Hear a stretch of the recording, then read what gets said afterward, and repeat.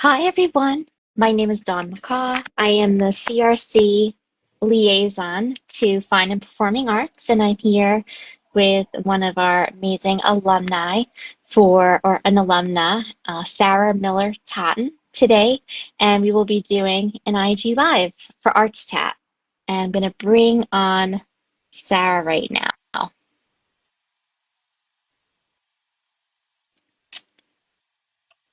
Hey Dawn, how's it going? Hi, there you are. Good. Good. So thank you so much, Sarah, for coming on live today.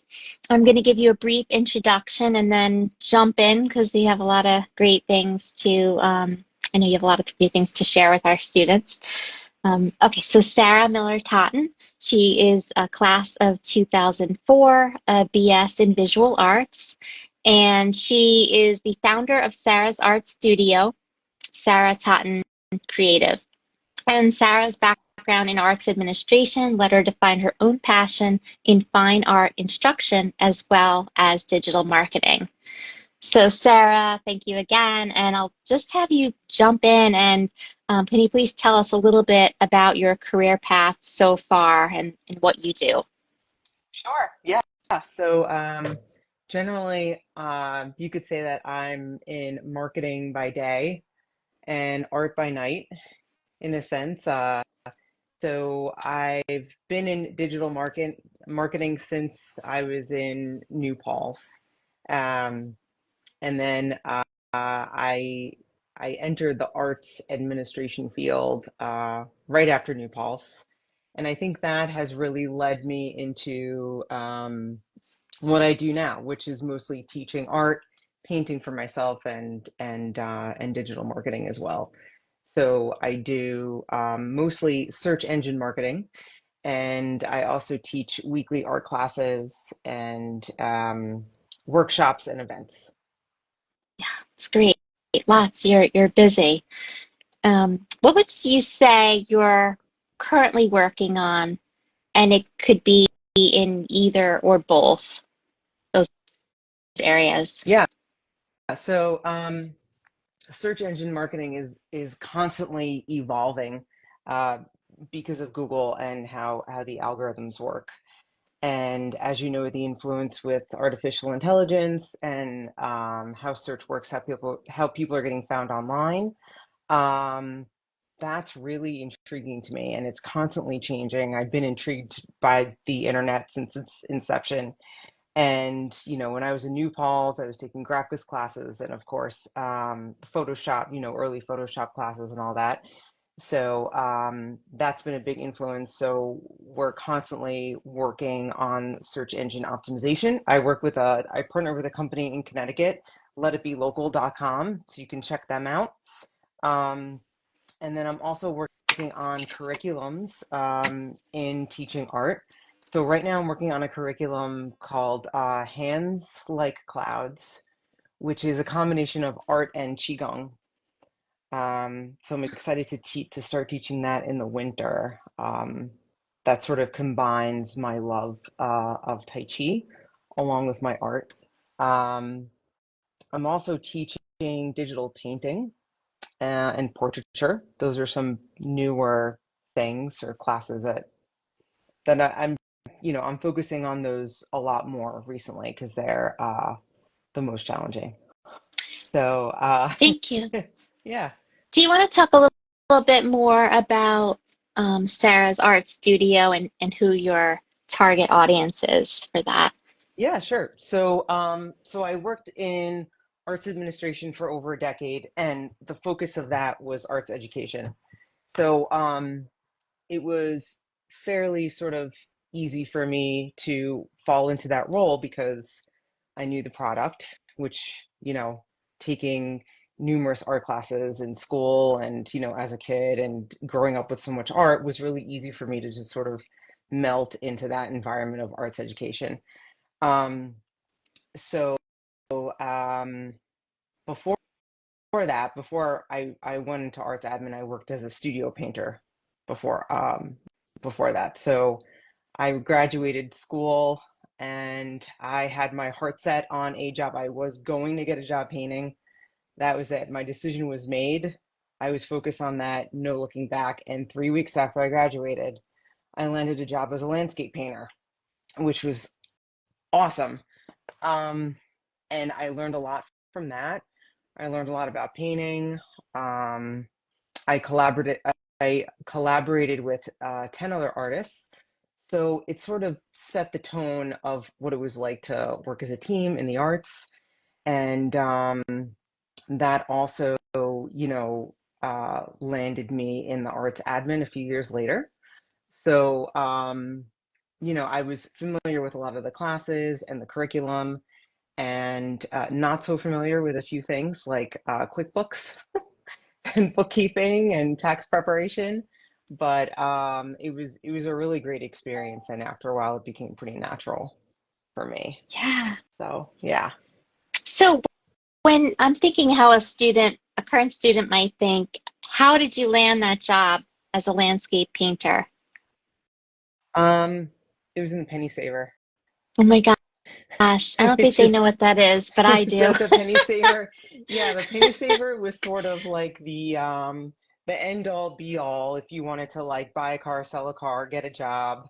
If you were a business and you wanted to um make a sales quota, you put an ad in the penny saver on that Tuesday before 5 o'clock, and by Friday it was in the penny saver, and you'd get a job, or you'd find a car, or Yeah, and I remember getting the penny saver. I was house sitting, and I remember getting the penny saver and looking at it and showing it to the kids and saying, "My next job is in this penny saver."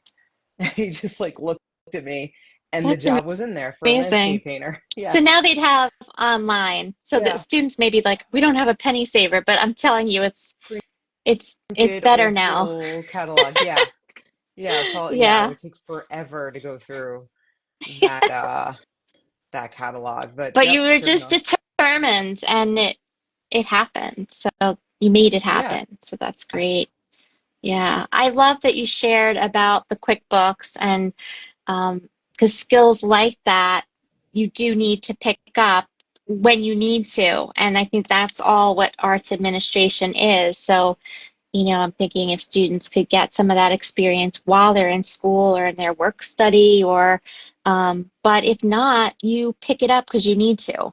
right. Yeah, absolutely. Oh, sorry, my phone is just there. There we go. Yeah. So you really have done so much. I think in terms of being an entrepreneur, what are some tips that you might share Um, in either of your areas that you work in? yeah, um, time is money.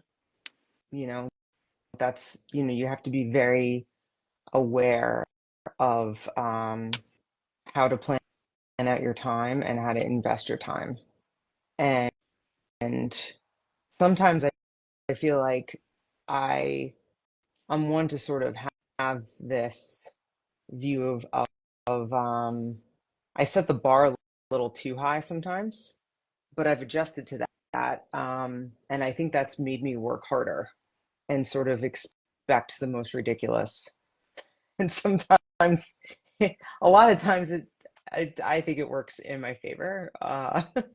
It's kind of a strange piece of advice, but I feel like if you raise your standards, um, and you raise your expectations of yourself, and you normalize uh, success for yourself, then that's something that can propel you forward even faster. And I think if you just focus on that, then um, that's going to propel you even further into whether it's deciding what you want to do, especially graduating right out of school. Sometimes it takes a little while to sort of sort out what you want to do, where you want to go. Um, but just be true to yourself, be true to your foundation. Um, you're going to experience certain jobs, maybe really strange jobs, being in the arts.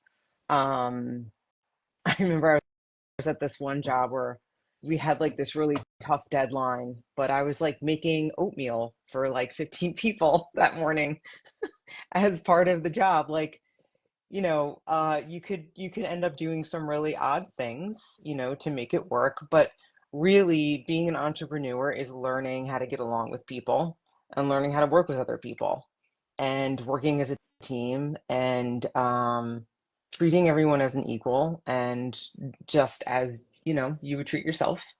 So, yeah. That's great advice. So I sometimes people, you know, feel that the entrepreneurial schedule is more flexible because it's you working for yourself. Can you tell us anything else about your schedule or the demand when you're working for yourself? Um, I think, well, I mean it's, if you're in school and I mean, if you have a degree, you have to take the initiative as an adult. And it's the same when you're out and you have a degree. You have to take a personal initiative, whether you're behind a desk, sitting under a clock that someone else is looking at, I mean, it's the same thing. If you're working from home, the clock is still there. You still have to take the initiative and you still have to have that, Mhm. that drive and that attention and focus. Um, you know, uh, and, the same thing goes about how you invest your time. So, nothing really changes. I mean, there's a little less homework, but there's actually still quite a bit of homework and deadlines and everything else. And I think if you just stick to what you're passionate about, especially if you're going for the arts and you just stay true to what you love, then everything else will fall into place from there. Yeah, yeah, And it won't seem great. like such a burden or a job or some kind of, you know, daunting task. Yeah. Would you be able to like walk us through a somewhat typical day if you have typical Sure. days? Yes, my commute is 10 steps. It is it is Love it. uh it's pretty glorious, I gotta say. I love it. I have been here for like pre-COVID, so I was already used to Zoom and working Mhm. remotely. I just recently upgraded to a standing desk and an ergo stool, which is why I'm like moving around like this. So, it's a lot of computer time, which I'm used to, from doing graphics and work and everything else. I have two screens, two computers going. I take breaks, I go for walks, I come back, I make time. Yeah, I make it work for me. And, um, you know, there was for a while we kind of think like, well, if you're going to have an office, it can't be like in your personal space, like maybe where you do art. Like that's what I had in my head. I know maybe Mhm. like your office like shouldn't be like in a bedroom because I know a lot of people were like making offices in like, different parts of of the house during COVID and all. But I was really hesitant to sort of like bridge that with my studio, and then now it's just one. So you could see like my Mhm. studio Yeah, is right here. It's like 5 feet away, and you know, um, the other piece of it is, my living room pretty much. But it all goes together. Over time, you kind of see that um, whatever your interests are later in life after school, and if you continue with your education and and go elsewhere, but as you get older, your interests sort of combine, and then you're like this cross-pollinated being where everything sort of comes together, and you're just that person interested in all those things. Yeah. I like that. I like the way you put that. Because sometimes when you're younger, you're like, what are my interests? How would I pair it together? And it becomes more organic sometimes as you have more life experience because you develop more interests or see how they connect, which, many or most artists put things together are able to make those connections creatively. So I think that works out pretty naturally. Let's see. So I guess, when you're developing some of the skills and you talked about the QuickBooks, but administrative skills in general, how was that for you? Because you may have graduated with not as much experience in that, or Well, I was working in arts administration previous to graduating. So I was already working in arts. I worked under a well-known graphic designer at the time. This is going back in like 90 2001, I guess. So it was before, yeah, like in the summer. So I worked under a pretty well-known graphic designer at a local art center. Um, she came up with the maybe she's born with it, maybe it's Maybelline. She came up with that tagline. Yeah, she was That's great. Maya awesome. Vida. I learned a lot of graphics from her, and a lot about design. She was really inspirational. And then I worked with her later when she was a teacher. Um, so I worked in different art centers. And you You know, did this I while you were going think. to school? Mhm. Sorry. Oh, no, no, no. Yeah. So when I was home for the summer Yeah. in Okay. Westchester, I would work at these, like local art centers or just do like random Great. graphics, those kinds of things. So, I was used to the office setting, the administration setting, talking to people. I think face to face, especially nowadays, I think that's important. I think getting face to face with as many people as possible is um, is important for anyone looking to enter the workforce, no matter what you did. Especially if you're going to be coming from like, you're in school, maybe you're spending like a lot of time in the studio. It becomes sort of like a little bit more like a solo practice at times, being in the arts, in school and out of school, and then you have to sort of like just um, meld and merge with, a community. I think that's important. Yeah, I like that. The face to face. And in person is great, but that we can do this now I know over this IG is is great wild. too. Yeah. Just let me see. So I'm sure because everybody faces obstacles or challenges or times when you may feel like something isn't working out. Maybe could you give us an example of one of those times? How you Yeah. overcame I it? mean, make a lot of mistakes. So fail a lot. Like I've made yeah, no, I've failed. I've made a lot of mistakes. I've been on interviews that were, either I bombed them or they were just the wrong fit. But you have to do it because you need to know what it feels like. You have to know your limits and you sort of have to practice how you're going to handle failure and that you're going to deal with it quickly and get over it quickly.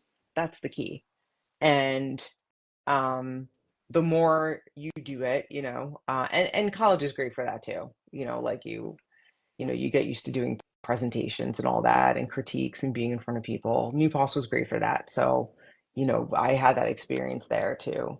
So, it made critiques very easy for me, art critiques, and as a teacher, I'm very comfortable doing them and participating now. So, That's um, rough. Art critiques can be rough. I've sat through them yeah, and just, observing, and I'm amazed at how well the students take the constructive criticism. And I almost want to like give them a hug, like, are you okay? And they're fine. They're like, yeah, this is good because I'm using this to better my work. And I just want to give them hot chocolate.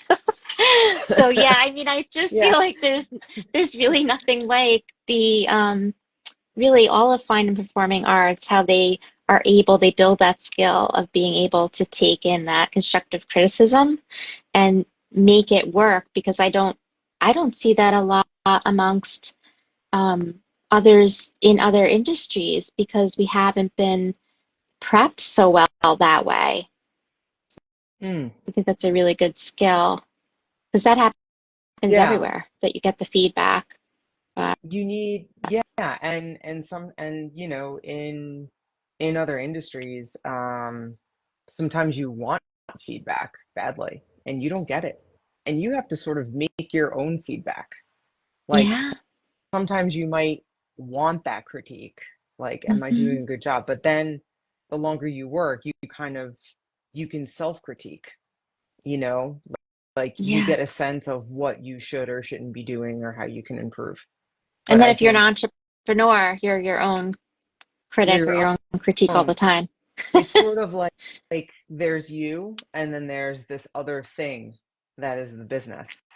Like my Hmm. company is sort of like this other entity that I like. It's like its own person who I respect and I'm loyal to, and it we have a great relationship. You know, it's it's reciprocated trust and performance, and we Hmm. take care of one another, we respect one another. It's like a symbol of any relationship, you Hmm. know, It that thrives we with the effort you put yeah, in and yeah, the and investment. you're grateful for it, and it's great. Yeah. That's great. Let me see. We had a women's summit last night, and I liked what you said about failing because there was a faculty member in arts history, Keely Hoyer, and she was talking about, you know, you're gonna fail and fail Hmm. again, and it doesn't feel good, but it's gonna help you, and we fail outside of school after you graduate. It's just part of life. So the Yeah. bad part is it doesn't feel good, but then you get used to it and you learn from it and move forward. But in the moment, it can feel really rough. But I think it is something that happens to all of us. So it's kind of normalized. That's normal, but you want to grow, learn from it, and move on. I think is helpful, but it's sometimes hard to practice. And yeah, I don't know. I agree 100%. And also, like, if you fail at it, it doesn't necessarily mean that you're not good at it. Like, I think we sometimes have the tendency to say like, oh, well, I don't have that skill set, or it's not in my character, or I guess I'm not that type of person. Like we want to like jump to all these like conclusions about who we are and what we're supposed to do. Um, because that expectation is put on us when we're working towards a degree, and we're expected to do A, B, and C after we get out. But I think that if you keep an open mind, and you never know what's going to unfold as far as where you end up, or what you're going to end up liking. Like, I love teaching art so much. Really wasn't sure about teaching when I was in school. I it it it had a little bit of appeal. Like, I was curious, and it seemed a little even scary maybe. And sometimes that too, like if you're terrified of doing it, it usually, for me, it means that usually deep down inside I kind of want to do it. Like, I because like there's that an you, excitement in there. right, intrigue. I also like that you're an educator in one of your roles and with the art studio, but it's non-traditional. It's not K through 12. It's not art ed. So sometimes No. people don't always realize you can be in education without it being K through 12, which is fine too, but there's other ways to educate. Yeah, like in working in the arts admin job and talking to people, um, in local art centers when they were trying to find a way to be creative after they had graduated school, or because they've never painted before, or they've never picked up a paintbrush, or they hadn't picked up a paintbrush in 30 years, 10 years, 15 years, ever. You know, I saw what they needed, and I just kept sort of putting it together, and that's why I left to go on my own and teach, because I really wanted to foster that idea of teaching adults, because I felt like there was a need to really make people comfortable in those moments to try and start painting and start doing art, and that can be really scary for adults, like, it's great. It's very rewarding. I love it so much. I love my students. I get so much out of it. Um, I love that they get so much out of it. It's great. Yeah. And many of them don't have any background in art, right? In painting. that Um, you work with who are your students, or what would you oh, say the breakdown is? yeah. So, I would say, like, I would say a third are professional artists. Oh, okay, Yeah, yeah, and then I have the other would be like that they haven't painted in 30 years since high school maybe. They have, and then the other third is like they've never painted. mm-hmm. It's a good mix. It's a good mix. Yeah. One of my students, she started painting at 78 Oh, I love that. and she's 82 and she's amazing. And she It's drives great. over an hour to see me. She's tackling like oil painting, portraits, it's amazing. So, and then, other students are designers, who are looking to just do more art and painting that they couldn't do in school because they were focusing on their degree and whatnot. So, yeah, yeah. Yeah, that's great. I love how inspiring 78 because it's never too late because you have the current time. So, that's really great. It's nice that it's like I'm thinking for even the people who haven't ever painted, because sometimes I think even me growing up, it was like if you painted or drew, you had to be good at it. We put this, stigma on. You can only do it if you're good at it. But since art is so therapeutic and great for everyone, it's nice that you help foster that practice, and I'm sure a lot of it is that environment, like that safe space to not be Picasso. Yeah, and to challenge themselves to get better Hmm. and to figure out how to do that. It's so vast. Art is it's just a big place. There's a lot. Right. So it's I love that. Yeah. What would you say, is there anything that you would recommend maybe students participate in while they're in school? Or, I mean, you were working during the summer in Yeah. arts admin. Yep. I did that. I mean, internships are great. I would say travel if you can, you know, try and study overseas. I wish I did more of that. Um, that's great. That's a really good, Talk, uh, sorry, that's a really good thing to bring up because I know any chance I get to travel, I try and travel, but sometimes, like, I think, why didn't I travel more in college? Because sometimes that's an easier time because it's study abroad.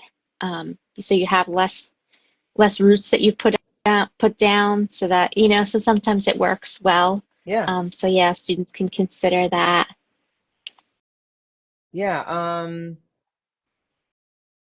One cool thing you could do is before you start interviewing for jobs, you should interview the employers to see if you should work for them. So interview them. Yes.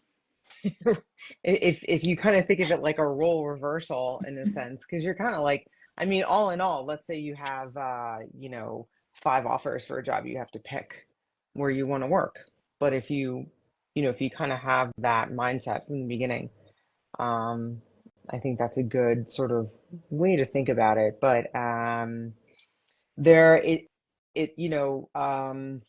what else can I say I think we were for talking grads? a little bit Yeah. before about how um, you want to find a culture that's a fit for you.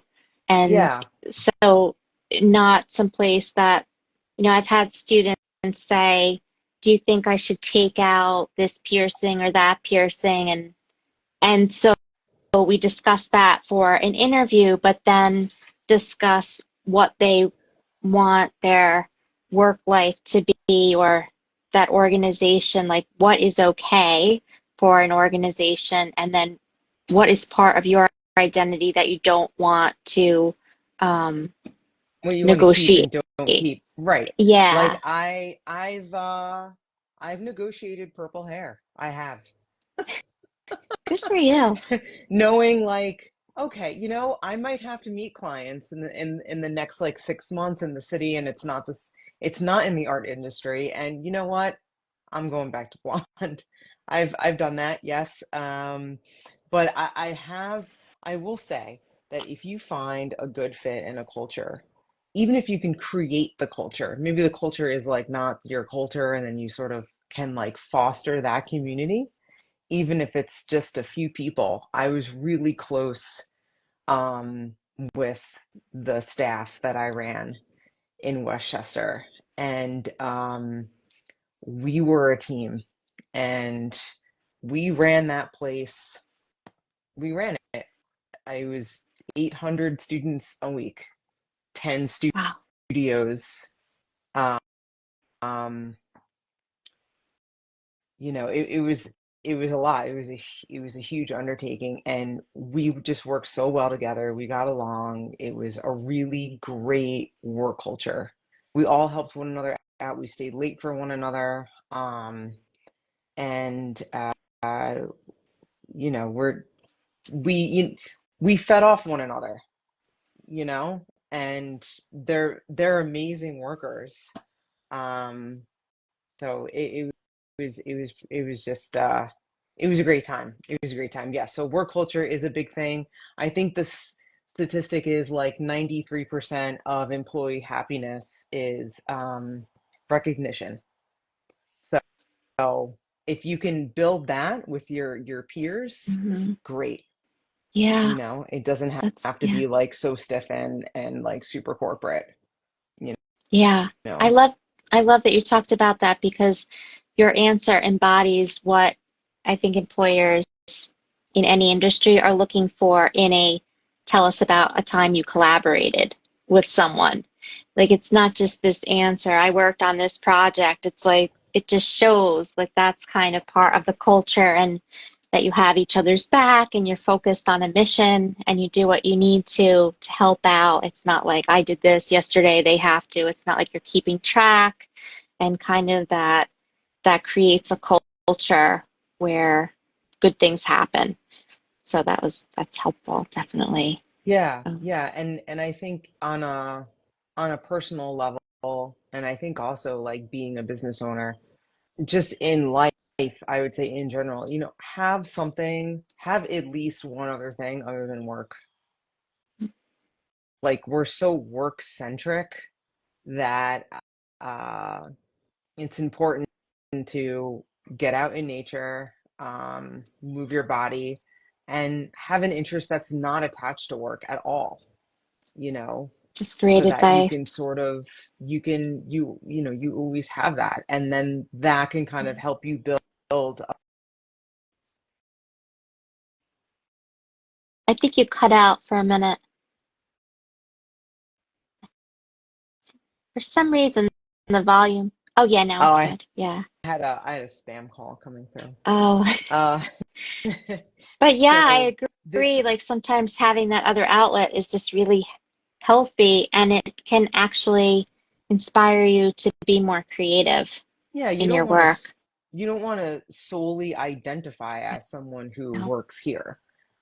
I think that can happen, Hmm. on its own without us even realizing it.